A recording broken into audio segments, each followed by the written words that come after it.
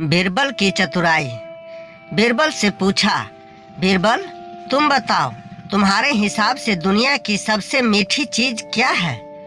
बीरबल ने हाथ जोड़कर कहा, हुजूर, इसका उत्तर मैं कल दूंगा, लेकिन मुझे एक दिन की मोहलत चाहिए। अगले दिन बीरबल दरबार में नहीं आया। 2 दिन 3 दिन बीरबल दरबार से हाजिर नहीं हुआ। अकबर की चिंता हुई, साथ ही गुस्सा भी। एक दिन बादशाह अकबर ने अपने दरबार में एक सवाल उठाया। सवाल बड़ा अनोखा था। उन्होंने पूछा, इस दुनिया में सबसे ज्यादा मीठी चीज क्या है? दरबार के कई दरबारी बोले, शहद सबसे मीठा होता है, गुड़ से भी मीठा कुछ नहीं, फलों की मिठास सबसे अनोखी होती है। बादशाह मुस्कुराए लेकिन संतुष्ट नहीं हुए।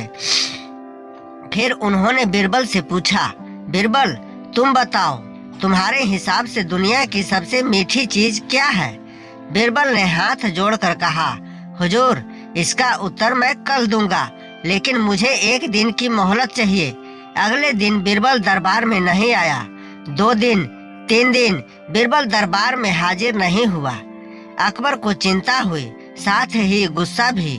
चौथे दिन बीरबल एक साधारण किसान के भेष में दरबार में आया। मैले कपड़े, थका हुआ चेहरा और पैरों में धूल। बादशाह ने उसे पहचान लिया और बोले, बीरबल तुम इतने दिनों से कहाँ थे और इस हालात में क्यों हो?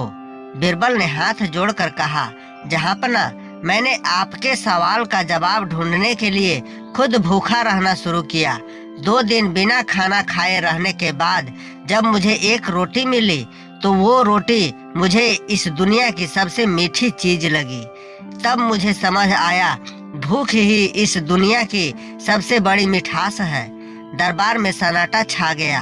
बादशाह ने बीरबल की समझदारी और अनुभव की तारीफ की और कहा, बीरबल तुम्हारा उत्तर सचमुच सबसे सटीक है। तुमने न केवल सवाल का जवाब दिया बल्कि उसे जी कर समझाया भी।